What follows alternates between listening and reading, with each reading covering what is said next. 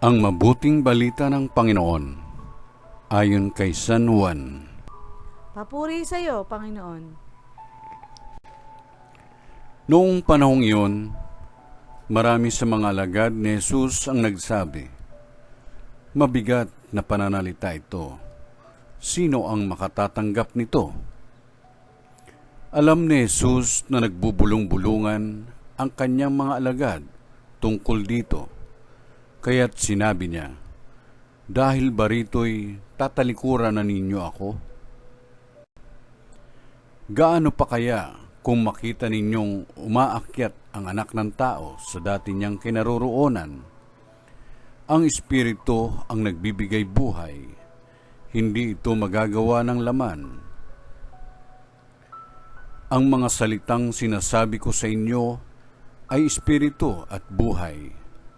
Ngunit may ilan sa inyong hindi nananalig sa akin." Sapagkat talastas ni Jesus buhat pa noong una kung sino-sino ang hindi nananalig sa Kanya at kung sino ang magkakanulo sa Kanya.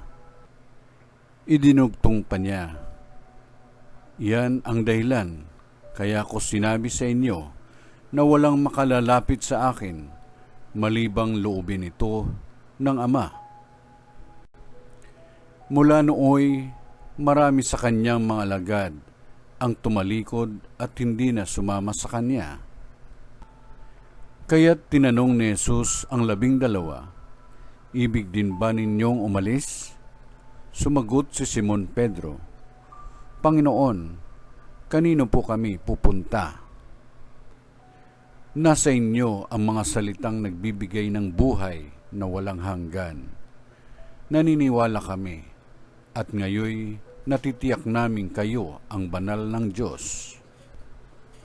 Ang mabuting balita ng Panginoon. Pinupuri ka namin, Panginoong Jesucristo.